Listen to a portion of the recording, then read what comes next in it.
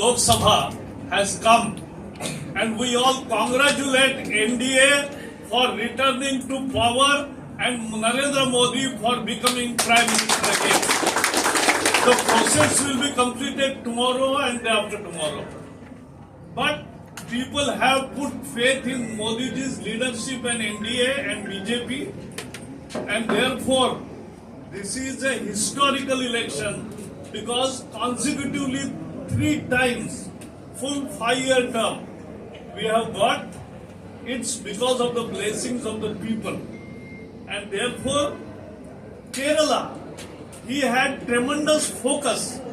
The way he came and twice or thrice to Thrissur, Trivandrum, Attingal, everywhere.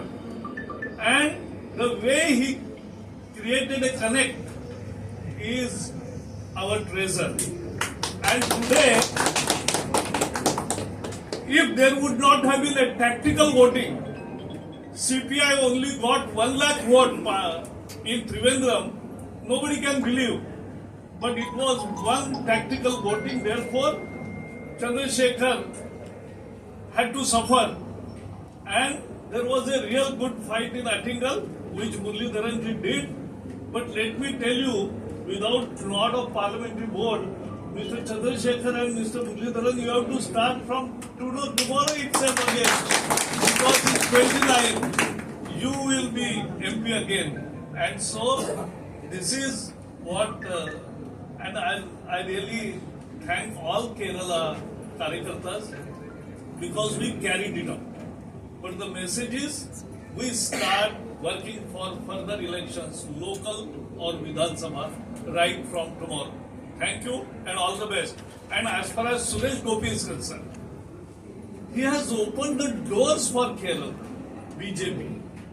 With 20% votes, we have now emerged as a one power bloc of Kerala without our views taken into consideration.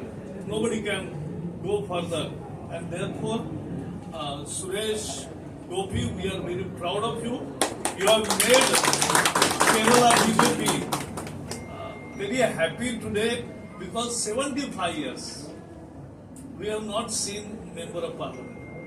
It is you who has brought it, so we are very happy. Congratulations. എല്ലാ മാധ്യമ സുഹൃത്തുക്കൾക്കും NDA പ്രവർത്തകർക്കും ഞാൻ ആദ്യമേ സ്വാഗതം ആശംസിക്കുകയാണ്. മാരാർജി മന്ദിരത്തിന്റെ പാലുകാച്ചൽ ദിവസം നിങ്ങൾക്ക് എല്ലാവർക്കും ഓർമ്മയുണ്ടാവും.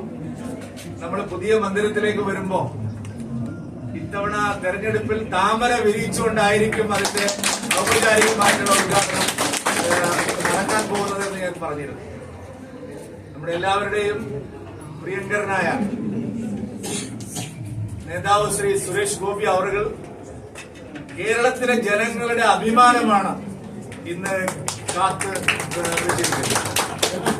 അദ്ദേഹത്തിന്റെ വിജയം തീർച്ചയായിട്ടും കേരളത്തിൽ വരാൻ പോകുന്ന ഒരു വലിയ രാഷ്ട്രീയ മാറ്റത്തിനുള്ള അടിത്തറയാണ്, തുടക്കമാണ് എന്നുള്ളതാണ് സത്യം.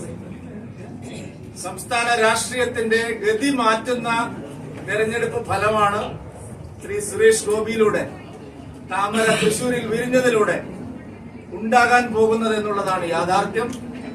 കേരളത്തിൽ ഇനി അങ്ങോട്ടുള്ള എല്ലാ തെരഞ്ഞെടുപ്പുകളിലും താമരക്കാലമായിരിക്കും, താമരകൾ വിരിഞ്ഞുകൊണ്ടേയിരിക്കും എന്നുള്ള കാര്യത്തിൽ യാതൊരു സംശയവുമില്ല.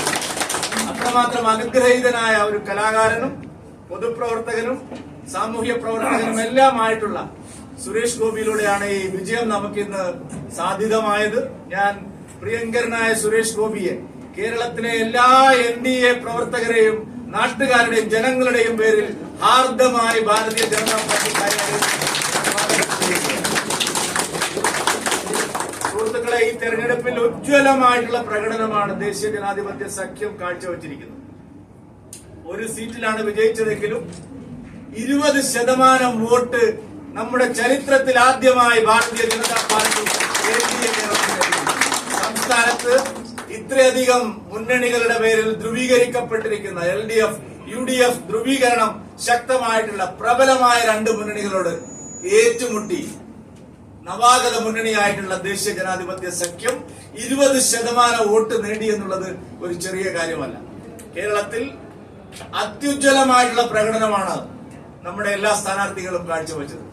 തിരുവനന്തപുരത്ത് ശ്രീ രാജീവ് ചന്ദ്രശേഖർജി ഏതാനും ദിവസത്തെ പ്രവർത്തനം കൊണ്ട് ഇഞ്ചോടിഞ്ച് പോരാട്ടം നടത്തി വെറും 15,000 വോട്ടിന് ഇത്രയധികം അദ്ദേഹത്തെ പരാജയപ്പെടുത്താനുള്ള വലിയ ശ്രമങ്ങൾ UDF-ഉം LDF-ഉം ചേർന്ന് നടത്തിയിട്ടും അദ്ദേഹത്തിന് 15,000 വോട്ടിന്റെ കുറവിൽ മാത്രമാണ് പരാജയപ്പെടുത്താൻ സാധിച്ചത്. കഴിഞ്ഞ വർഷം 1.5 ലക്ഷം വോട്ടിന്റെ ഭൂരിപക്ഷം ഉണ്ടായിരുന്ന ശശി തരൂരിനെ അക്ഷരാർത്ഥത്തിൽ വിറപ്പിച്ചുകൊണ്ടാണ് ശ്രീ രാജീവ് ചന്ദ്രശേഖർ ആറ്റിങ്ങൽ മണ്ഡലത്തിൽ മത്സരിച്ച നമ്മുടെ കേന്ദ്രമന്ത്രി മുൻ അധ്യക്ഷൻ ശ്രീ V. മുരളീധരൻജി ആറ്റിങ്ങൽ മണ്ഡലത്തെ ഇതാദ്യമായി തിരുവനന്തപുരം മണ്ഡലത്തിന് തുല്യമായിട്ടുള്ള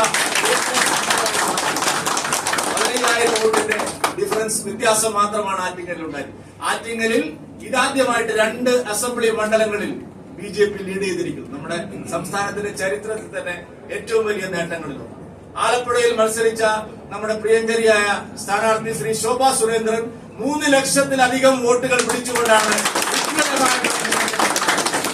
പത്തനംതിട്ടയിൽ അനിൽ ആന്റണി ആയാലും പാലക്കാട് കൃഷ്ണകുമാർ ആയാലും മത്സരിച്ച സ്ഥാനാർത്ഥികളെല്ലാം ഉജ്ജ്വലമായിട്ടുള്ള പ്രകടനമാണ് ഈ തെരഞ്ഞെടുപ്പിൽ കാഴ്ചവെച്ചിരിക്കുന്നത്. ശ്രീ സുരേഷ് ഗോപിയിലൂടെ പ്രിയങ്കരനായ പ്രധാനമന്ത്രി ശ്രീ നരേന്ദ്രമോദി ഈ വലിയ മുന്നേറ്റത്തിനുള്ള തറക്കല്ലിട്ട് കഴിഞ്ഞിരിക്കുക. BJP ഒരു ഇത്രയും വലിയ കേരളത്തിന്റെ രാഷ്ട്രീയ പരിവർത്തനത്തിന് കെട്ടിപ്പൊക്കാനുള്ള വലിയ പടവുകൾ കടന്നു കയറാനുള്ള ഒരു തറക്കല്ലാണ് ശ്രീ സുരേഷ് ഗോപിയിലൂടെ ഇവിടെ പാകിയിരിക്കുന്നത്. ഇനി ഇവിടുത്തെ BJP പ്രവർത്തകർക്ക് അതിനെ മുന്നോട്ട് നയിച്ച് കേരളത്തെ മുഴുവൻ കീഴടക്കുന്ന ജനങ്ങളുടെ മനസ്സ് കീഴടക്കുന്ന ഒരു മാറ്റമായിട്ട് മാറും. ഞാൻ ഇന്ന് മറ്റ് കാര്യങ്ങളിലേക്ക് ഒന്നും പോകുന്നില്ല. സുരേഷ് ഗോപിയെ അഭിനന്ദിക്കാനും അദ്ദേഹത്തിന് സ്വീകരണം നൽകാനും വേണ്ടി മാത്രമുള്ള ലളിതമായ ഒരു ചടങ്ങാണ് ഇവിടെ സംഘടിപ്പിച്ചിട്ടുള്ളത്. ശ്രീ രാജഗോപാൽജി ഇവിടെ ഉണ്ട്. കേന്ദ്രമന്ത്രിയായിരുന്ന ആളാണ്. ആദ്യമായിട്ട് നിയമസഭയിലേക്ക് ജയിച്ച ആളാണ്.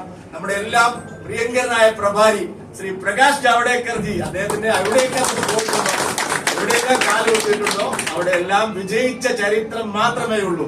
12 സംസ്ഥാനങ്ങളിൽ പ്രഭാരിയായി തെരഞ്ഞെടുപ്പ് പ്രവർത്തനങ്ങൾ ഏകോപിപ്പിച്ച പ്രകാശ് ജാവ്ദേക്കർജി വന്ന ഉടനെ പറഞ്ഞു ഇത്തവണ കേരളത്തിലും താമര വിരിയുമെന്നുള്ളത്. ഞാൻ പ്രകാശ് ജാവ്ദേക്കർജിയെ പ്രത്യേകമായിട്ട് അഭിനന്ദിക്കുകയാണ്.